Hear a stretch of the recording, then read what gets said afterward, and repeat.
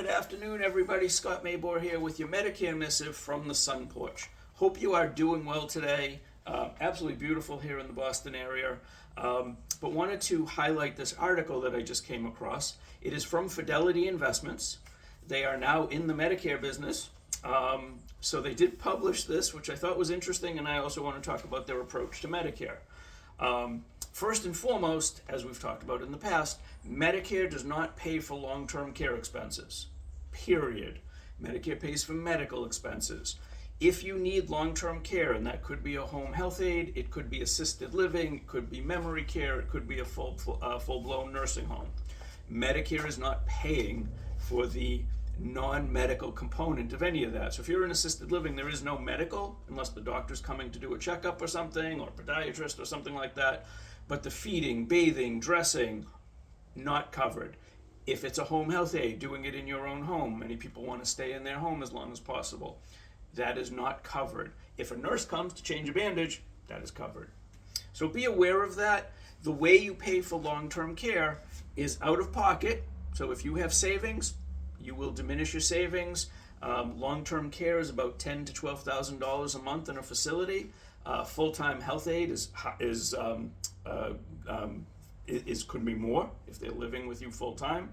Nursing home is even higher. So think about that on an ongoing basis. $10,000 a month, in addition to all your other living expenses, you're now paying that for your loved one. Or the family tries to take on the burden, but we can talk about that another time.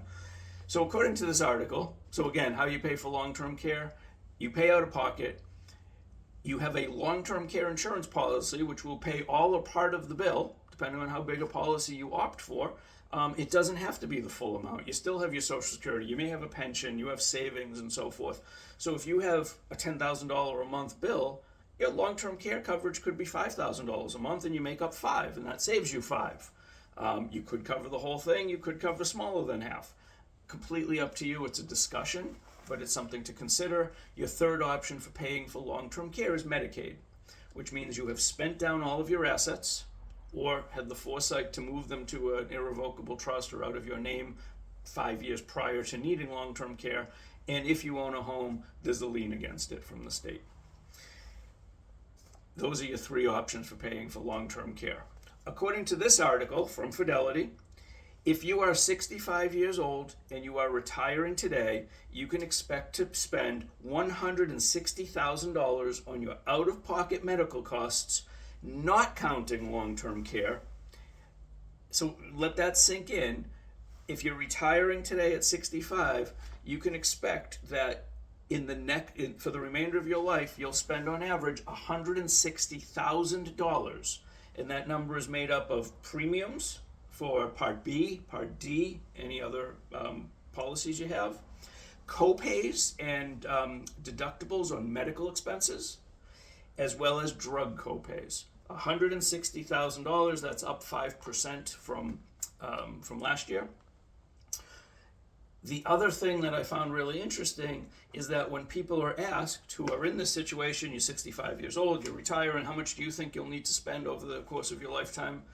They give a number that's half that. They say, well, actually less than half, $75,000 is what people estimate, which is a perfect example of how we underestimate costs. Underestimate costs of long-term care, underestimate costs of medical care.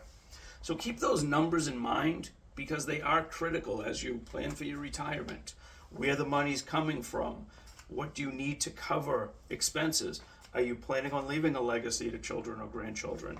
The house that everybody says they want to leave to the kids, if you go on Medicaid, because you're in a long-term care facility and you're paying out of pocket, when you run out of money, they put a lien on the house. Your spouse, if they're still living in the home, cannot be forced out.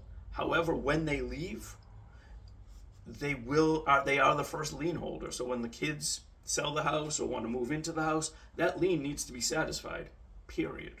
Massachusetts, by the way, is the only state that has a provision where if you have a small long-term care policy, Mass Health cannot put a lien against your house, period. Doesn't matter how much the lien would be. If you have a minimum policy that it meets the minimum criteria for the state, they can't touch your house. Something to consider, and makes buying a long-term care policy in Massachusetts that much more sensible or logical.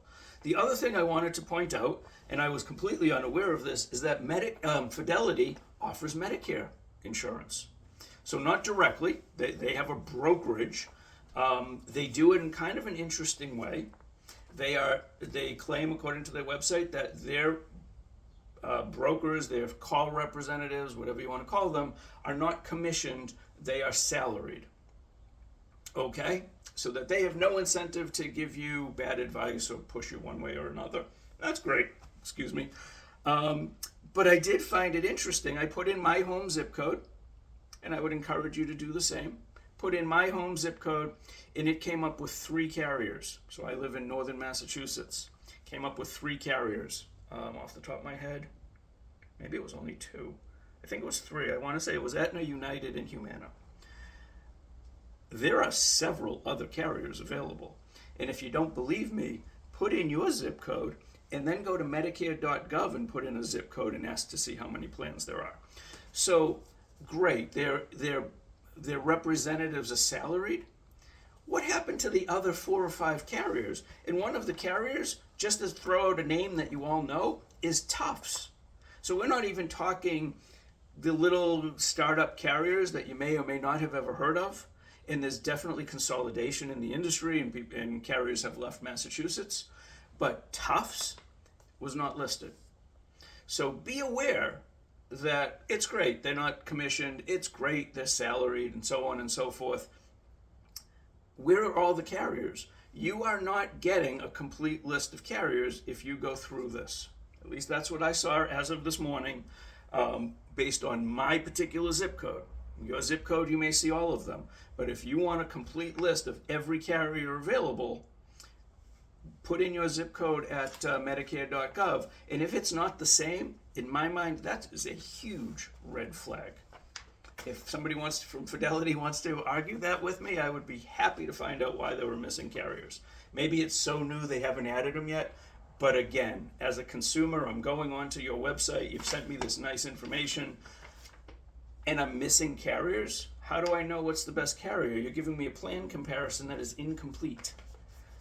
And I didn't put in any meds, I didn't put in any doctors. There was no criteria other than my zip code, and I did not get a complete list of carriers. So if someone from Fidelity is watching, feel free to reach out. I'd love to discuss it. Anyone else, you are also welcome to reach out. Have a great day. Enjoy. Let me know if you have any questions or comments. And if anyone wants a copy of the article, I'm happy to send you a link. But it is on my LinkedIn, and if I remember, I'll put it on the other places as well. Be well, take care, stay safe. Thank you very much for watching.